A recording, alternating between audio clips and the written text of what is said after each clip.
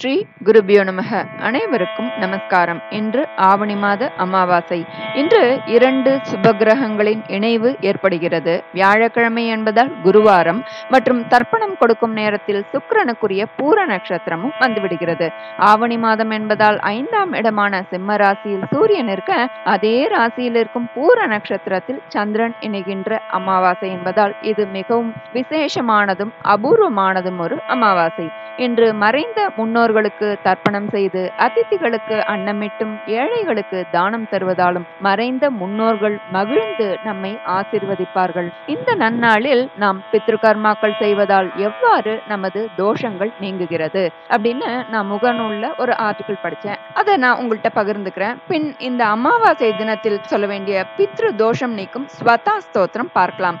இது ஸ்ரீ பிரம்ம வைவர்த்த புராணத்துல பிரகிருதி கண்டத்துல நாரத நாராயண சம்வாதமாக அமைந்துள்ளது. மிக மிக சக்தி வாய்ந்த பித்ரு பிரீத்தி ஸ்தோத்திரம். முதல்ல பித்ரு கர்மாக்களும் நவகிரக பிரீத்தியும் பற்றி பார்க்கலாம். பித்ரு கர்மாக்கள் செய்வதன் மூலம் ஜாதகத்தில் உள்ள தோஷங்கள், தசாபுக்தி, கோச்சார ரீதியில் உண்டாகும் நவகிரக தோஷங்கள் அனைத்தும் விலகுகிறது.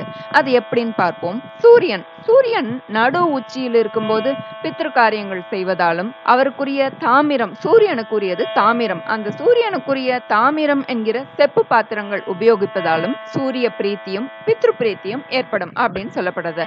அடுத்து சந்திரன், இவர் ஜலகிரகம் ஆகையால் பித்ருக்களுக்கு தர்ப்பணம் செய்யும் போது நிறைய ஜலம் விட்டு தர்ப்பணம் செய்வதால் மனோகாரகனான சந்திர பிரீத்தியால் மன சஞ்சலங்கள் தீர்ந்து மனோபலம் கூடும் அப்படின்னு சொல்லப்பட்டது.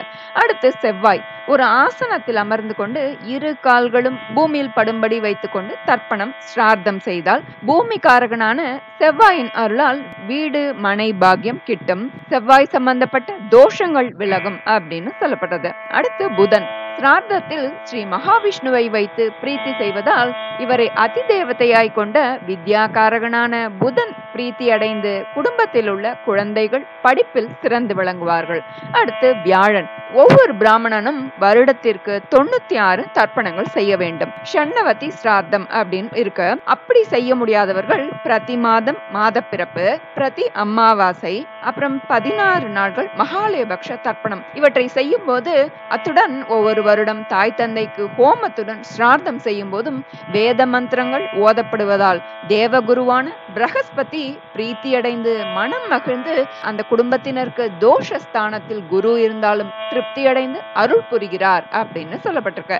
அடுத்தது வெள்ளி, சுக்கிரனின் உலோகம் வெள்ளி. பித்ரு காரியங்களில் வெள்ளியாலான பஞ்சபாத்திரம், சொம்பு, தட்டு, கிண்ணம் இதில் ஏதாவது ஒன்று இருந்தாலும் வெள்ளியை உபயோகப்படுத்தினால் சுக்கிர பிரீத்தி ஏற்பட்டு களத்திர காரகனான அவர் குடும்பத்தில் களத்திர தோஷம் இல்லாமல் காப்பாற்றுவார் அப்படின்னு சொல்லப்பட்டிருக்கு.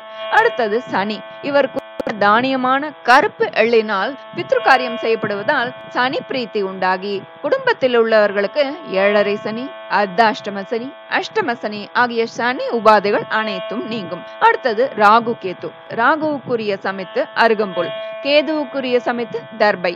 வீட்டில் நடக்கும் திருமணம் போன்ற மங்கள நிகழ்ச்சிகள் நடக்கும் மாதத்தில் பித்ரு காரியங்களில் அருகம்புல்லைத்தான் பயன்படுத்த வேண்டும் அப்படின்னு இருக்கு. மற்ற நேரங்களில் தர்பையை பயன்படுத்துவார்கள். இதில் ராகு கேத்து பிரீத்தி உண்டாகி குடும்பத்தில் ராகு கேத்து தோஷமும் விலகும். இது போன்று வாழ்க்கையில் 1 ஆண்டாவது ஷண்ணவதி தர்ப்பணம் தொடர்ந்து தாய் தந்தை ஸ்ரார்த்தங்கள் ஹோமத்துடன் செய்து வந்தாலே நாம் நவகிரக பரிகாரங்கள் செய்ய வேண்டிய அவசியமே இருக்காது அப்படின்னு சொல்லப்பட்டது. பித்ரு காரியங்களை சரிவர செய்வதன் மூலமே நம் தோஷங்கள் நீங்கி சந்தோஷமாக வாழ முடியும் என்பதை நாம இதிலிருந்தே தெரிந்து கொள்ளலாம். பித்ருக்கள் என்பவர்கள் நமக்கும் நம் முன்னோர்களுக்கும் முன் வாழ்ந்த முன்னோர்கள். அவர்கள் கடவுளுக்கு சமமானவர்கள். நம் முன்னோர்கள் மற்றும் மறைந்த முன்னோர்களின் ஆன்மா சாந்தி அடையாத போது பித்ரு தோஷம் ஏற்படுகிறது. பித்ரு தோஷம் நம் வாழ்க்கையில் கடுமையான பல அறியப்படாத பிரச்சனைகளை ஏற்படுத்தி நம் வாழ்க்கையை பெரிதளவில் பாதிக்கிறது. பித்ரு தோஷத்தால் குடும்ப தகராறுகள், உடல்நல பிரச்சனைகள், திருமணம் செய்ய இயலாமை, குழந்தை இல்லாமை, மனநலம் மற்றும் உடல் வளர்ச்சி குன்றிய குழந்தைகள் பிறப்பு, சிறுவயதிலேயே குழந்தைகளின் இறப்பு, மீண்டும் மீண்டும் கருச்சிதைவு, தற்கொலை எண்ணம், தீராத நோய்கள், மனச்சோர்வு போன்ற பலவிதமான பிரச்சனைகள் ஏற்படுறது அப்படின்னு சொல்லப்படுறது.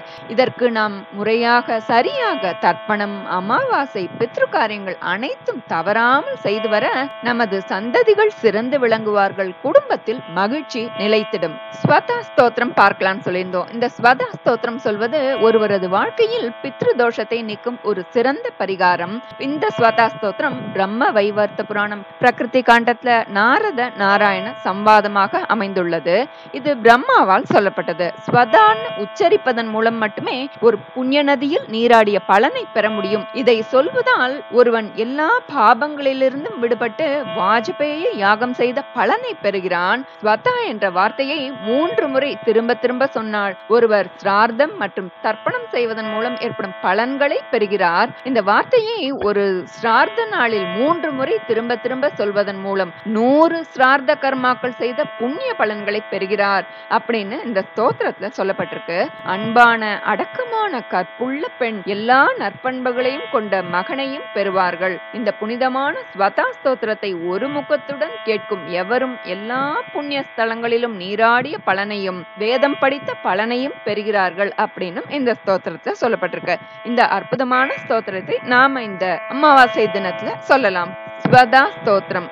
பிரம்மோவாச்ச ஸ்வதோச்சாரண மாத்ரேண தீர்த்த ஸ்நாயி பவேன்னரக முச்யதே சர்வ பாபேப்யோ வாஜபேய பலம் லபேத் ஸ்வதா ஸ்வதா ஸ்வதேத்யேவம் யதி வாரத்ரயம் ஸ்மரேத் ஸ்ராத்தஸ்ய பலமாப்னோதி காலதர்ப்பணயோஸ்ததா ஸ்ராத்தகாலே ஸ்வதா ஸ்தோத்ரம் யஸ்ருணோதி சமாஹிதः லபேத் ஸ்ராத்தசதானாஞ்ச புண்ணியமேவ ந சம்சயः ஸ்வதா ஸ்வதா ஸ்வதேத்யேவம் த்ரிசந்தியம் யः படேன்னரக பிரியாம் வினீதாம் சலபேத் சாத்வீம் புத்ரம் குணான்விதம் பித்ருணாம் பிராணதுல்யாத்வம் த்விஜ ஜீவனரூபிணி ஸ்ராத்தாதிஷ்டாத்ருதேவி ச ஸ்ராத்தாதீனாம் பலப்ரதா பகிர்மன்மனசோ கச்ச பித்ருணாம் துஷ்டிஹேதவே சம்பிரீதயே த்விஜாதீனாம் கிருஹிணாம் விருத்திஹேதவே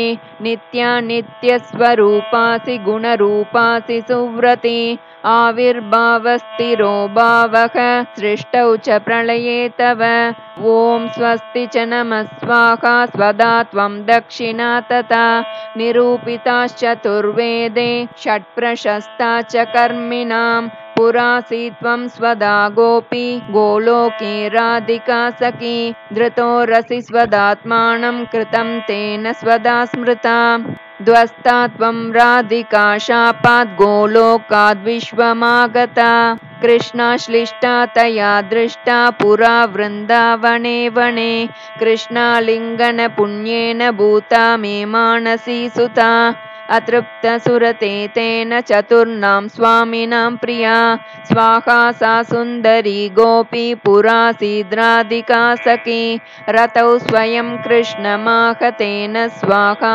प्रकीर्तिता कृष्णेन सार्धं सुचिरं वसन्ते रासमण्डले प्रमत्ता सुरते श्लिष्टा दृष्टा साराधया पुरा तस्या शापेन साध्वस्ता गोलोकाद्विश्वमागता कृष्णालिंगन पुण्येन समबोध्वग्निकामिनी पवित्ररूपा परमा देवादेर्वन्दिता नृभिः यन्नामोच्चारणेनैव नरो मुच्येत पातकात् या सुशीलाभिदा गोपी पुरासीद्राधिका सखी उवास दक्षिणे क्रोडे कृष्णस्य च महात्मनः प्रध्वस्ता सा च तच्चापात् गोलोकाद्विश्वमागता कृष्णालिंगन पुण्येन सा बभूव च दक्षिणा सा प्रेयसी रतौ दक्षा प्रशस्ता सर्वकर्मसु उवास दक्षिणेर्भर्तुर्दक्षिणा तेन कीर्तिता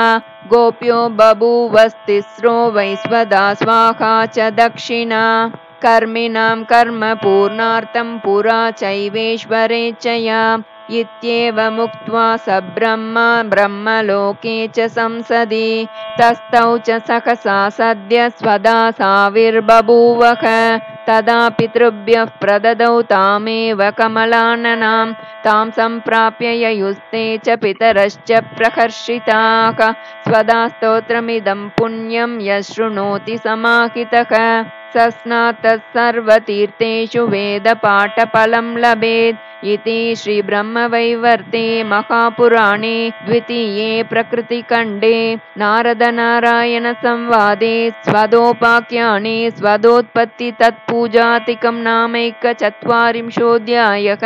श्रीस्वदास्तोत्रं सम्पूर्णम्। श्रीगुरुभ्यो नमः। हरिः ओम्. அனைவரும் தவறாமல் இந்த ஸ்வதா ஸ்தோத்திரத்தை ஒவ்வொரு அமாவாசை தினத்திலும் பாராயணம் செய்து பித்ருக்களின் ஆசியை பரிபூரணமாக பெறுவோம். வாழ்வில் கஷ்டங்கள் நீங்கி சந்தோஷம் நிலைக்க பெறுவோம். நல்லதே நடக்கும். நமஸ்காரம்.